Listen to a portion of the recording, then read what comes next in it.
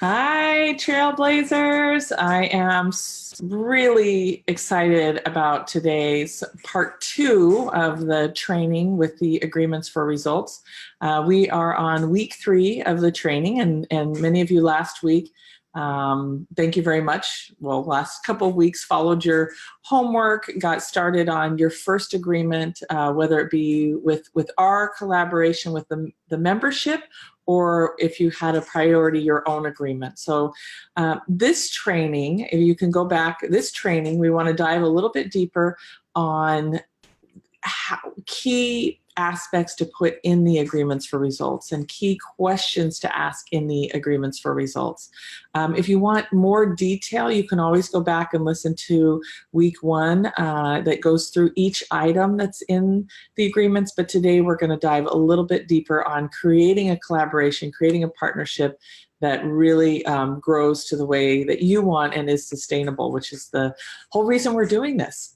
And so one of the first things is getting clear on your vision. And I want to talk to you a little bit about that and how to ask those key questions. And it first starts with you getting centered, you getting clear on your vision and intention. And I'm going to share a resource right now. You're probably going to want to write this down, but it's planinparadise.com, planinparadise.com. Randolph Kraft is one of the, I believe, world's leading operational planners. He's somebody that has a foresight of hundreds of years in advance. He worked with Anthony Robbins, Apple, a lot of them. He helps them develop their plan. And it's really powerful, his process. I want to share that with you today. It's obviously a little more detail and that, but I had the opportunity of hiring and working with him that got my brain to start thinking this way, so that when I'm creating agreements, this similar process happens. So planinparadise.com, he gives away all kinds of goodies. He worked with Buckminster Fuller the last few years, but his first step is really getting your vibration high and taking that time to think about the end result. So when you're looking at your agreement, you want to, whether it be meditate, sit silently, journal, whatever that is, to say, okay, in this partnership, 6 months from now, what do I want to be celebrating? What do I want it to look like? How will that experience be? And I call them your nouns, like write down the nouns. I'll have a building, we'll have, 100 members, whatever those nouns are that you're going to have, you want to be able to write that down and get clear on your agreement. And I like to do this ahead of time, just so that when you come together in the agreement, you've got that vision. Now, mind you, the agreement process is designed to co-create a vision and get clarity on how we're co-creating the vision. But many times you have to get clear first, so that you know what it is that you're looking for and how to ask for it.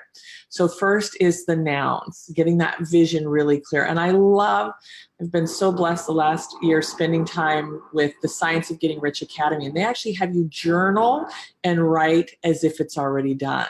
So for example, when I'm doing an event, I now write what people are saying at the end, how many people are there in the end, what's their experience. So I get all of the senses. What do I see? What do I hear? What do I feel? What do I sense? What do I smell? All of those things when you're determining your vision. So the next thing is, then you kind of back it up a little bit. We start working backwards.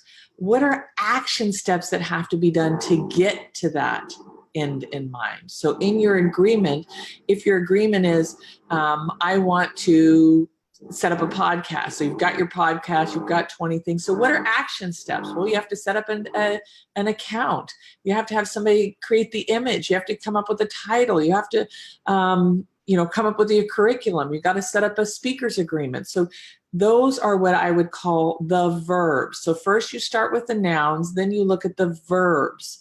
What action steps need to happen to reach that? And that's going to go in your measurements of satisfaction. Will also tie into some of the roles part of the agreement. But this will help really get clear on what steps need to be taken in your business. And it's great because you just keep asking, what else? what else? What else needs to be done? And this is where Google can be your friend. If you're getting into a project that's new, what else needs to be done to complete this milestone? And then when you come together with whoever you're collaborating with, you can ask the same question. Am I missing anything? Is there anything else that I need to include in this? Especially if you're hiring a consultant or if you have deliverables that you're expecting. This key question of action steps is really, really important to add clarity. Then the third step, once you have the nouns, and then, below each noun, like if you have a building, okay, before the building, you have to find the building, you have to sign a lease with the building, you have to check out the building. So I kind of do it in an outline format where here's the noun, and then below it, it might have the list of those verbs. And then you say, by when and how much. By when and how much, because you want to be looking at the timeline. You want to be looking at the money. So let's go back to the podcast. If you're doing a podcast, you might say, okay, so what does it cost to get it set up? What does it cost to get the graphic design artist? Are there certain things that you're transcribing to put it up on a blog? So those are the items that you're going to look at, the expense that's going to go along with it, and the time, and who's putting in that time. Is it going to be you that's putting it in that time? Is it going to be your partner putting in that time? Or are you going to need to hire that third-party person to come in and do that? So this is where you want to take time to get that deeper level of clarity in your agreement process, is really getting clear on your vision and intention. That will help you really solidify what's there. Also, I wrote down a few other notes here that I want to make sure I cover in this. Also, in your agreement process, you want to be certain that you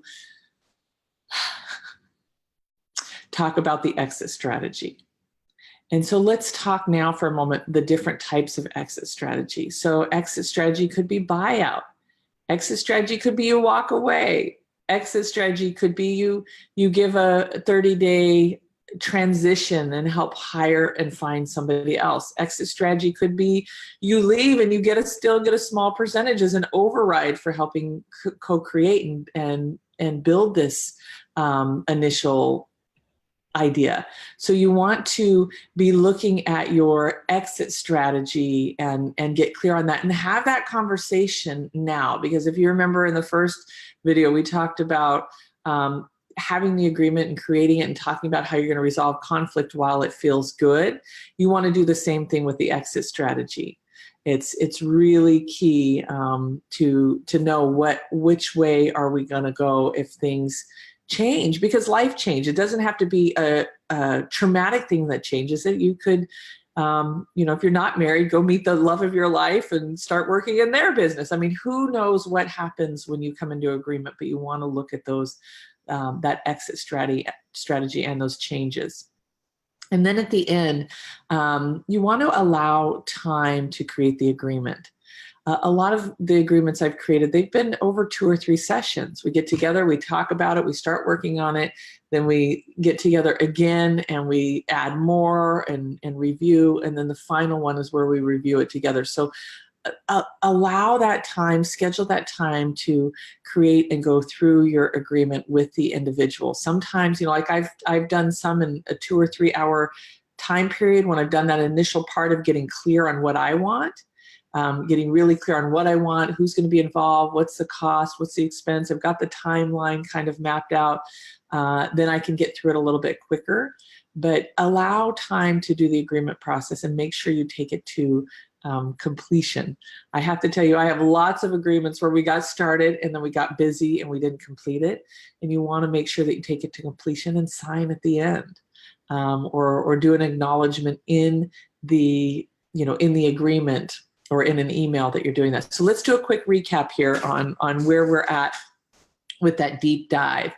The first thing is getting clear on your vision and intention. If it's 12 months from now where you want to be, start do what you can to get clear on what I call the nouns, get clear on what the tangible things you will have. I'll have X amount in the bank. I'll have X amount of members. I've gotten this exposure, I've been on TV, whatever that item is, you want to get clear on those. Then you back up and ask the next question. What action steps need to happen to accomplish that? And those action steps are going to be really the roadmap in your agreement and what you're creating. So have those action steps in place, and ask your partner, ask other people, use Google. What else do I need to know? What else do I need to know that are steps to get to this finish line? So for example, if there's 5 things that you're going to accomplish, then each thing is going to have a list of action steps below it separately.